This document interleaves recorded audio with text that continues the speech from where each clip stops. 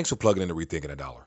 I'm excited to have my guest, Marco Janssen from the Janssen Report, sit down with me to discuss the global state of the economy as well as issues surrounding the dollar. Click the subscribe button below for more great monetary news and interviews to come. Enjoy this discussion. Welcome to Rethinking the Dollar. Today, my guest, Marco Janssen from the JanssenReport.net, sits down with me to discuss a few topics about the globe. Marco is an entrepreneur, a monetary educator, as well as a researcher, and he's also the founder and editor of JanssenReport.net. He has a background in business and economics, as well as doing extensive research on various topics such as the global banking system, financial markets, as well as geopolitics. He's also a contributor on various video commentary channels and is also a frequent blogger. So Marco, welcome to Rethinking the Dollar. Great to be here, Mike. Thanks for having me. Well, I appreciate you taking time to sit down. We're covering a couple of topics here, and you got your board behind you, so if you want to draw some stuff up, that'll be great for our audience. Trying to really just touch the Millennials, those and the Centennials, those that are born, 18 and under, as you mentioned earlier, but just educate us on the subject of money and banking and how it all plays together for today as well as our future. And so, with that being the case here, I wanted to get into some rethinking the dollar questions. First question is, what comes to mind when you hear the words rethinking the dollar?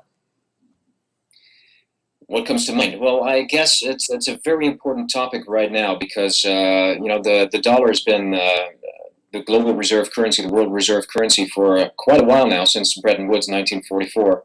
And in 1971, Richard Nixon took the dollar off the gold standard. And ever since then, we had a very significant time period with regard to development in the dollar. And I guess what we're seeing now is that the dollar is losing its world reserve currency status. And, I guess the petrodollar is having a very hard time right now with, nations worldwide making bilateral agreements and actually going around the dollar and settling their trades. And that's, a very significant development. So the dollar is used less and less in global trade. And this could be, the death mark for the dollar within the years to come. Right. And so that alone is newsworthy of talking about. And so why is it that, this type of information, the way you put it, not something that's mainstream news or doesn't get much talk, here in America? I'm assuming that things in regards to the Netherlands don't get mainstream coverage as well. Why is that, do you think? Well, it seems to me that, without going into the realm of conspiracies right now, right. It seems to me that a lot of these big media outlets are controlled by the same people, the same groups of people, the same powers that be, I guess you can say, who control many other corporations. And you can tell by, a research that was done. I'm going to show you the first page of that research, which was done in 2011. It's called the Network of Global Corporate Control. And this is a scientific study. This is by three Swiss professors, Vitali, Gladfeller, and Battiston. And they've done a very extensive research, data research, based on, or actually focusing on, the ownership of companies. And they researched many databases, which made clear that there is a center of global corporate control. A very small group of people controls the major corporations in the world. And it kind of looks like this. If you, I guess the Millennials like to look at pictures like this, yeah. And Centennials maybe too. But this is really the culmination of their study, Mm-hmm. which actually proves there is a very small group of people that controls the big banks as well as the big corporations. Right. Wow. That's pretty nice. Now, can you hold that picture up again one more time, if you don't mind? This one, yes. Yes. Now, with that right there, I'm assuming is the red that what we consider the 1%er of the owners of majority thing. How do they break that down as far as the color scheme there? Well, the red dots are the ones that are mostly controlled by this elite group. Mm-hmm. They're let's say the how do you call that, the center of this. Right. And all these yellow dots are actually indirect controls. So these are companies that are indirectly controlled. So the ones that are red here Mm-hmm. are I think 147 corporations that are within the direct realm of this control. Wow. And the other ones are kind of indirectly controlled, if you want to put it that way.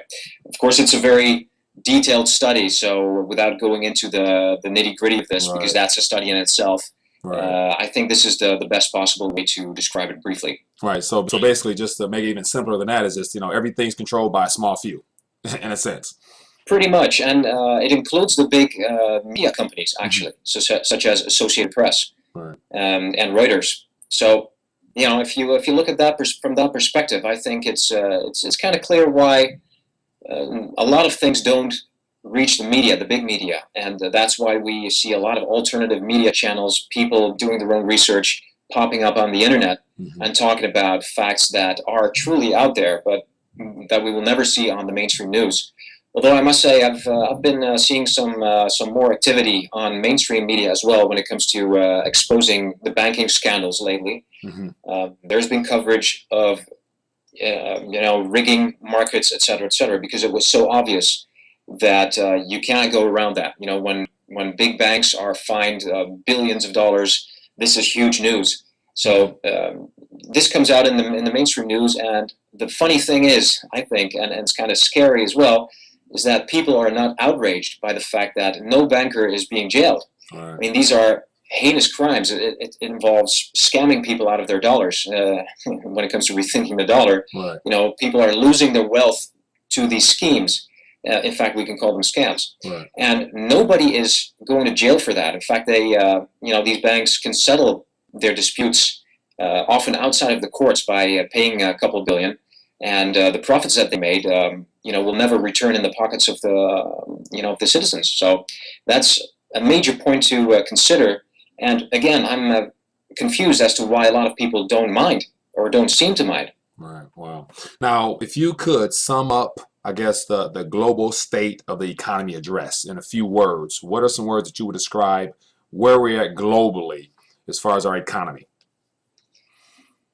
Well, what we're seeing is there is a lot of quantitative easing going on globally, which means that central banks are intervening incredibly in markets, saving banks by handing them cash practically for nothing. So what is happening is central banks worldwide, and we're talking about the Federal Reserve, we're talking about the European Central Bank, the Bank of Japan, People's Bank of China, they're all engaged in incredible, massive money printing. So they're printing dollars, euros, yens, etc., and are handing it to the banks in exchange for their bad loans. So this is a direct bailout of these banks, and this is also being, brought under the guise of stimulating the economy, which is again a very strange thing here, because what it does, it's when you hand money to banks, you don't really intervene in the real economy. You're intervening in the periphery there. And these banks use this money to invest in the stock markets, for instance, but they don't loan it out to the public and hardly to companies as well. So what we're seeing is that this excessive money goes into, this cheap money goes into the stock markets and is actually creating bubbles there and in other asset classes as well. So what it does is create inflation in markets worldwide. When you look at the S&P 500, for instance, you can see that. And it does not lead to major growth in the economies because the GDP is really lagging. There's nothing really happening there, as you can tell probably. And unemployment seems to be relatively low in the U.S., but I've also discussed the fact that when you look at the all-time or pretty much all-time low of the, what's that called again, the labor participation rate, it's at its lowest since the 70s, since Jimmy Carter. Right. So there are less people participating in the jobs market, and that includes a lot of people who are discouraged workers who should be in the labor force. So if you factor that in, and the fact that a lot of full-time jobs are now replaced by part-time jobs, which is not really calculated that way in the unemployment rate, I think you should conclude that the 5.4 or whatever it is percentage of unemployment is way, way higher than that.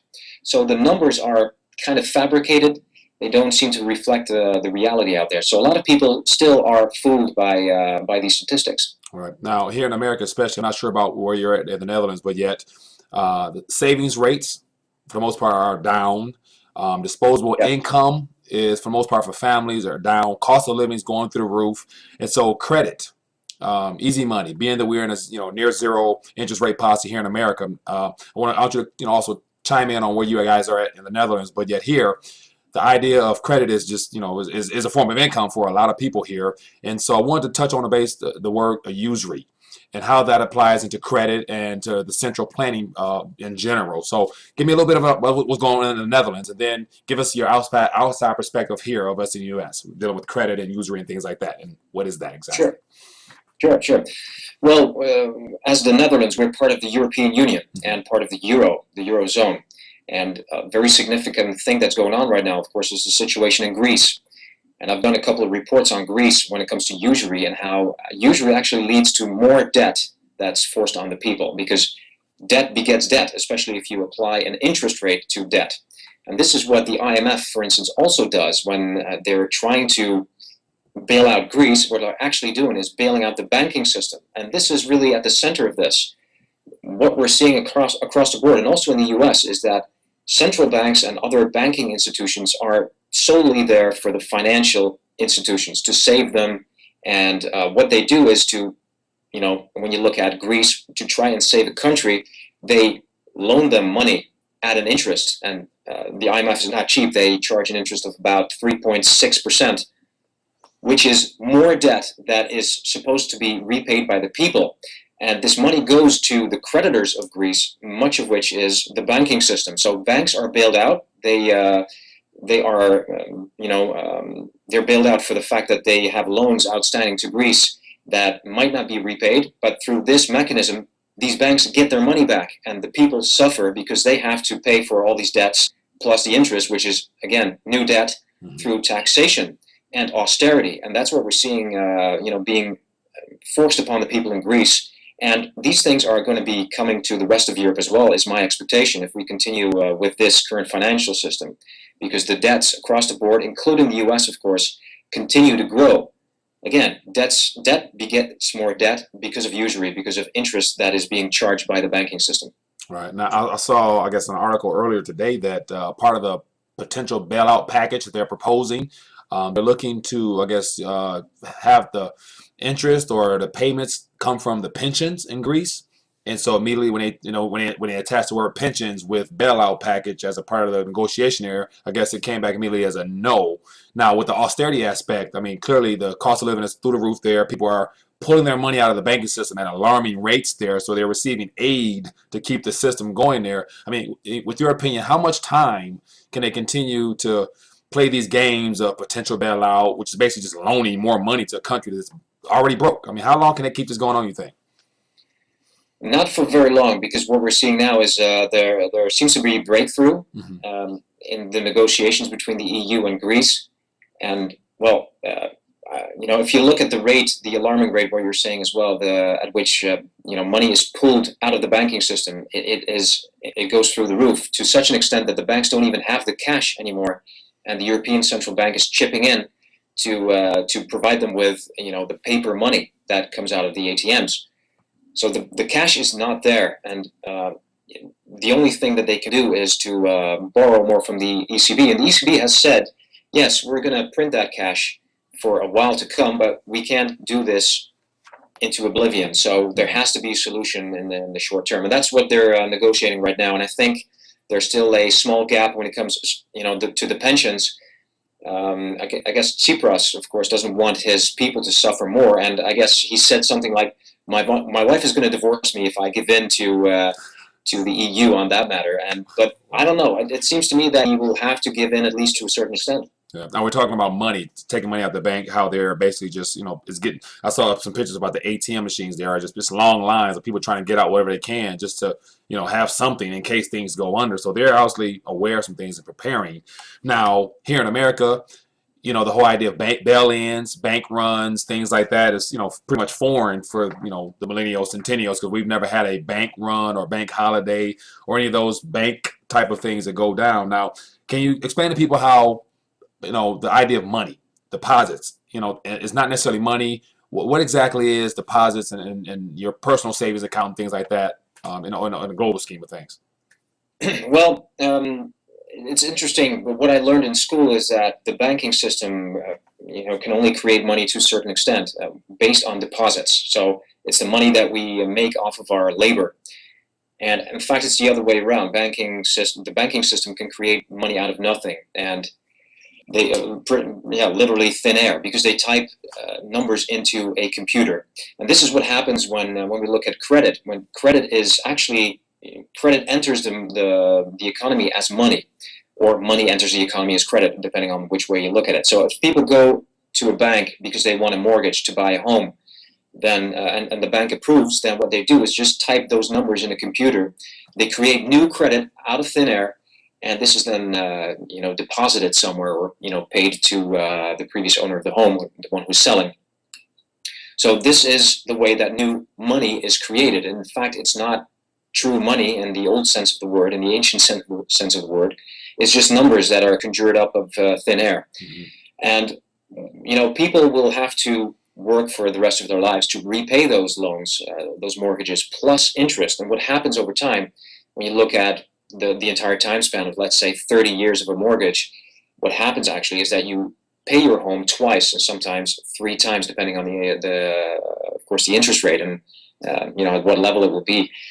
But you pay for your home at least twice. So this means that you are adding a lot of value to the banking system, in the sense that over time you repay them double what they loaned you. And this is a growth mechanism that is, well, I think you can see it as follows: a Ponzi scheme, because it requires eternal growth. This cannot stop, and that's what we're seeing all over it. It's always about growth. Banks want growth. Central banks are aiming for a 2% inflation rate. That's what you hear them talk about when it comes to printing all this fresh new money. Yeah, we need inflation. Well, why? Because it needs perpetual growth. This system needs perpetual growth, and as such, I think it's a Ponzi scheme, because it's based on thin air. It only lives off of fresh cash that enters the system, which is actually our labor and our money-making capacity as citizens. And this is what the entire system revolves around. So when it comes to money and the difference between currency and true money, I guess what we used to have, and even the Romans used to have, that was hard cash, like gold, silver, which is there in limited quantities, which you cannot just print like that out of thin air. And people can put their trust into something that they can touch. And what happened in ancient Rome actually was that they needed more cash, so they started mixing gold and silver with bronze and with other materials, with other metals, and then they diluted the currency, if you will. So even gold and silver, the coins started losing their value, and that turned into hyperinflation because people lost their confidence in the money system. And this is pretty much what we're seeing right now. And we're going through these cycles, every 40 years or so. So we enter a new type of monetary system. And the only benefit this has is really for the people at the top, the wealthy ones, who are actually bailed out time and again because of the printing presses. All right. Now, all the markets globally are pretty much connected in one form or fashion or another. So if whatever happens in Greece will be affected there where you're at, and which ultimately comes where we're at. Hope you're enjoying this discussion with Marco Janssen from the Janssen Report. Wanted to take a quick minute to inform you about the Rethinking the Dollar app at the Google Play Store. For those that have Androids and want to stay in tune with RTD, feel free to download the Google Play app. Let's touch base on the idea of derivatives. Like what looks like might be the glue to everything, that's keeping everything together. Can you explain what derivatives are, and just give us a little bit of how derivatives play a major factor in our global economy in general?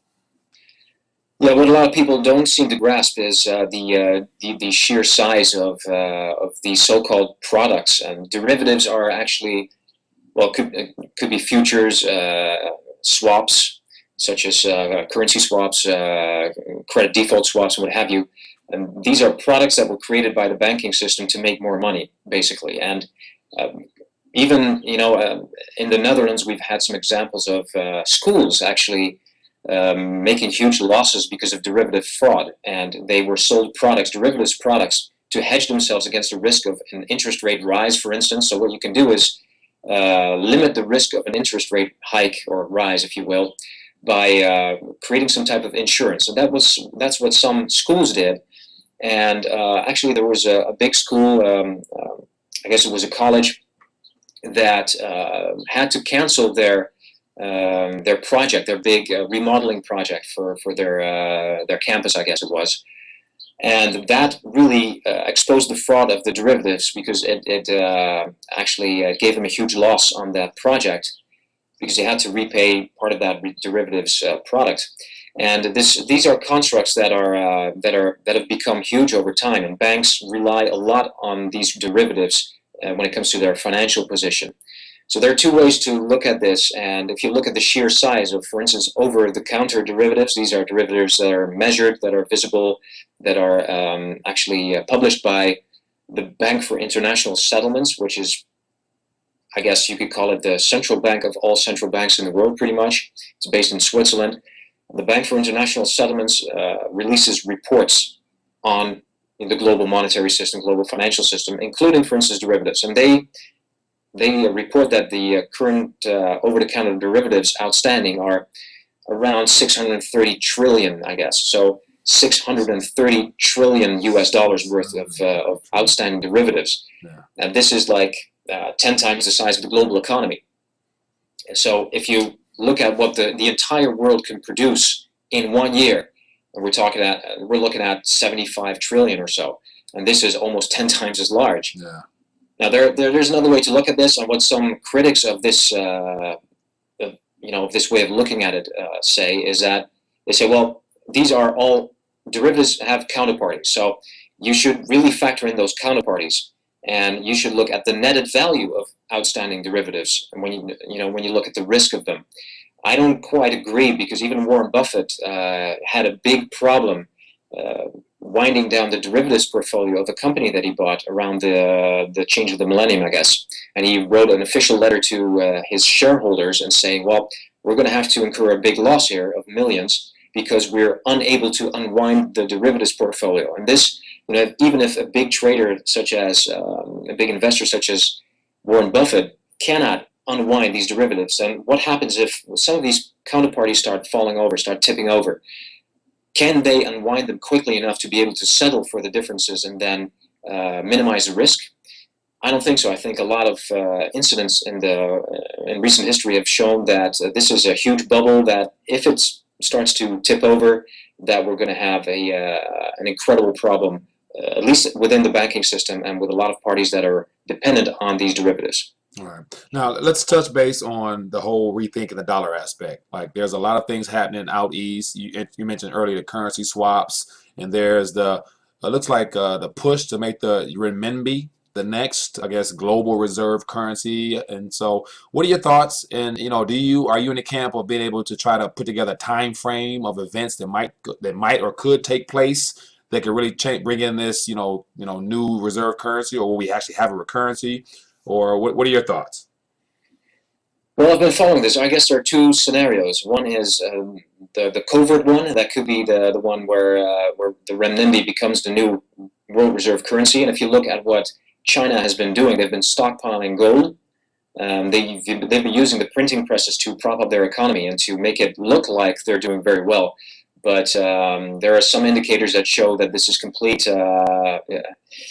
craziness going on there, such as one metric says that they use as much concrete in 3 years' time as the whole United States did in their entire history. So they built ghost cities. They invested so much in cities and buildings because they wanted to keep the party going. They wanted to show growth, and they created a shadow banking system to keep all of this in place. But in the meantime, they've also used their cash and especially their dollar reserves, I guess, to purchase all this gold. And, well, look there. It's very convenient that the banking system as a whole has been supporting the suppression of gold, the value of gold, because we've been seeing a lot of market rigging going on there. A lot of naked short selling, if you will. Maybe, I don't know if people understand this, but that means that gold is traded on the market, but in order to do those trades, you don't send the physical gold from one place to another. You create contracts, and then these contracts are traded. So what happens sometimes is that big banks such as JP Morgan, they will sell a whole bunch of these contracts within a minute to really lower the price of gold. So this is a way that they're actually manipulating the price of gold downwards, and this has benefited China from their gold purchases over the past couple of years. They've purchased hundreds and hundreds, if not thousands of tons. And this could be a move to show, or a point to prove, that maybe they're setting up a new currency, or they want to back their renminbi with gold and make it the world reserve currency. But Jim Rickards has pointed out with his book, The Death of Money, that actually China has been applying for a major role within the IMF, within the special drawing rights system, within the basket of currencies that the IMF uses to help nations, settle their problems, their financial problems. So the special drawing rights basket is actually a reflection of the value of the major currencies out there. So in that basket of currencies, we have the US dollar, we have the pound and the euro, for instance, and I think the yen is in there. And China has been applying for a position in that basket of currencies, so they will be a large player internationally. And I think that's probably the next step that we're going to see within, maybe 6 months or so, because there's going to be a new IMF convention soon, in which they are likely to allow the renminbi within that basket of currencies. And that could be the first step toward, China's domination as a new economic world power. And for when it comes to how long it's going to take for them to really become that single world power, that remains to be seen. It's really hard to provide an estimate, but that could be within the next few years, because as you may or may not know, the U.S. dollar is really going through a very tough time right now, and I guess with all the debt within the U.S., it's going to be very, very hard to be able to pay for all the obligations. And one other aspect that's very important in the U.S., I guess, is this one. I think I have a chart of it. Let me see if I can find it here. It's the unfunded liabilities, and it's something a lot of Americans don't know about, I guess, and many other people in the world don't know about that either. But unfunded liabilities, I'm not sure if you can read it, but Wow. some people estimate the unfunded liabilities in the U.S. to be 200 trillion. The official debt, national debt of the U.S. is 18 trillion, right? Mm-hmm. But these are unfunded liabilities which stand at 625,000 per capita in the U.S. Wow. So this is what you're in the hole for right now. I mean, this is what is due in terms of social payments like Medicare, Medicaid, and pensions, etc., for which there is no cash, there is no money, and this is the gap that exists right now when it comes to the projected GDP, the projected income of the government, I guess, and the outstanding liabilities that will have to be paid sometime in the future. So this is the gap that you're looking at. So the actual debt is way larger than that. So 200 trillion is an incredible number, and the only way that can be funded is by printing more money, and I guess by creating more bonds, stuff like that. The question is, Treasuries, etc. who wants to buy the bonds? Because apparently a lot of people are trying to get rid of bonds. So it sounds like That's right. that Yeah. debt right there is beyond being repayable.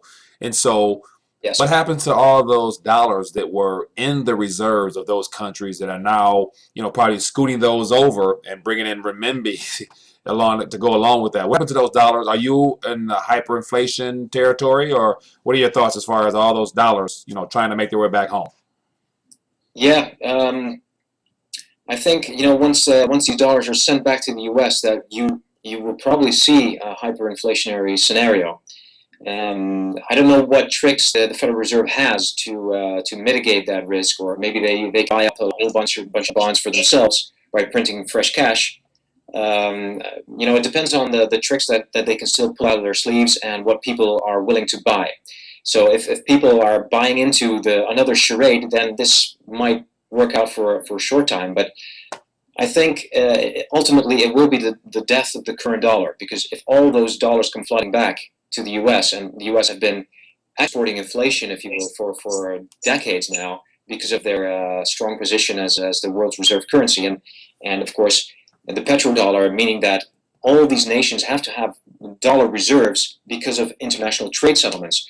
Once this diminishes, then these dollars will come back to the U.S., and I don't think there's a way to stop that tsunami, and this might lead to complete worthlessness of the dollar overnight as well, without seeing hyperinflation within a couple of weeks or so. It could actually lead to, as Jim Rickards also talked about, to overnight complete, dollar value going to zero. Wow. And so it took approximately 100 years to lose 97, 98% of the purchasing power of the dollar. So you're saying the remaining 2 or 3% that we're operating on now could be gone like that if a flood of dollars just happened to rush back in, trying to buy up as much as possible, huh? Yeah. What are you going to do with all those dollars if they come back? Who's going to absorb that? maybe it's going to lead to hyperinflation in markets if that money can be funneled through there. But I don't see how they could do that. So again, let's not underestimate the creativity of the central banks, because we've been seeing a lot of that, and we've been seeing all kinds of constructions to be able to channel funds over here and over there, and there's so many schemes going on that it's incredible. And for as long as people are willing to buy those stories and still remain,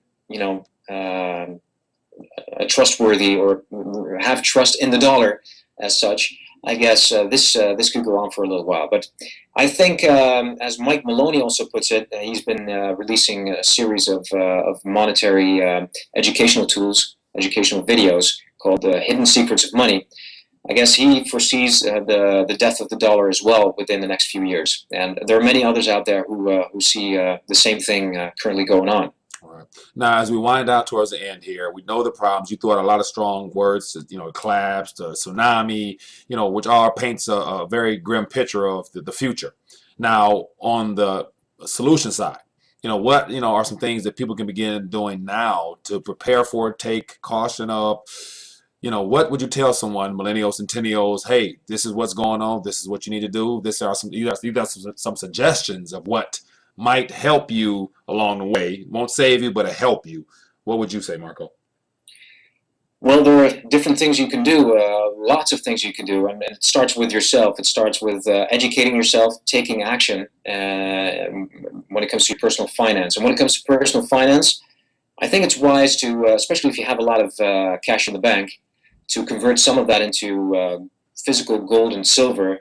And I know that gold and silver have been bashed in the mainstream media for being completely worthless and irrelevant, etc. But when you look at what rich people are doing, the top layer there, and hedge funds, they're also moving into gold and silver in part, and they're buying hard assets.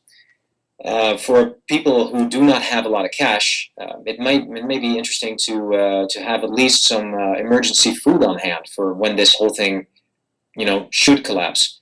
And even Wall Street insiders in 2008, they were really, really scared.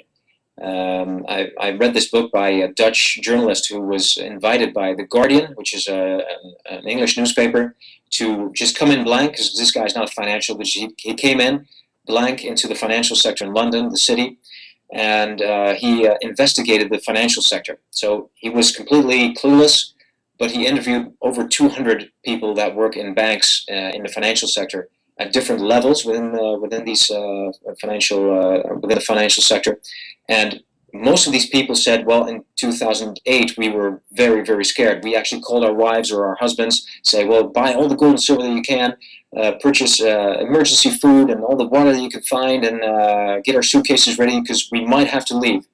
Now, with the fall of Lehman, I guess Lehman was more or less sacrificed. They were able to kind of pull things together and keep the Ponzi scheme going. But such a scenario will likely happen again, and it might not be a bad suggestion to have some of that emergency food on hand. And people who take this thing seriously and also find for themselves from their own research that things are going to get very, very bad, they could also apply for a second passport. There are many countries that are kind of operating outside, or at least in part outside of this global banking system, that still have possibilities to for you to put money in a different type of bank, in a different type of currency. And well, I know people, and I'm also preparing for that, who are becoming a digital nomad. They actually move their business offshore, and again, a lot of rich people and big multinational corporations have already done that. Of course, offshoring is very popular with the wealthy to avoid taxes.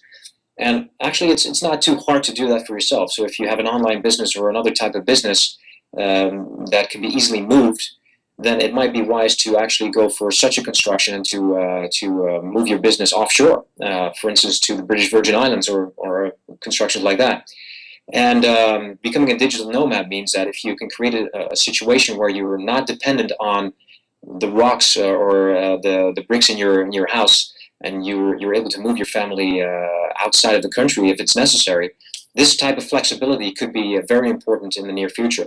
I'm not saying that it will get that bad, but even if insiders say that in 2008 it was almost that bad, and we see a lot of people within the elite actually preparing to move, to relocate to New Zealand, to other locations, it might not be a bad idea to prepare in different ways. Right. Marco Janssen, I thank you for joining us on Rethinking the Dollar. Give us a way to keep in contact with what you're doing, some things that you have opportunity. How can this audience be a blessing to your program and your educational system? Yes, people can find me at www.thejanssenreport.net and on my YouTube channel, which is also called Janssen Report. And well, I provide education in the shape of a free membership, so people can join that free membership and learn more about the financial system. I also keep them posted about certain developments, and they can learn about how to hedge themselves from these risks.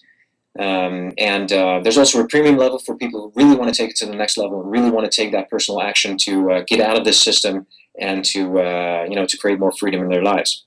Well, Marco, thank you for joining us. I enjoyed the conversation. Definitely learned a lot. I'm sure that those millennials and centennials, as you gave me that name earlier, I appreciate that. Hopefully, we're educated and learned some things, and so look forward to keeping in contact with you and definitely connecting with you in the future and getting some more inside information on some other things going on globally.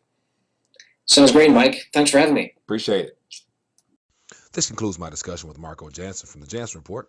Hope you found this discussion to be very entertaining as well as informative. I want to encourage you to visit thejanssenreport.net, where you have a chance to hear and see more of Marco's work. I would love to hear your thoughts and comments on this interview. Click the button below and leave us a comment or two. Also, I would like for you to share this if you would found this to be informative as well as information that people should hear about. Visit rethinkingthedollar.com, where I have information there available as well. Test your money IQ with the quiz. Also get a copy of my free ebook, The Simplicity of Money. Visit me on Facebook. Give me a thumbs up. I share monetary news there daily. Look forward to delivering more interviews to you. Thanks.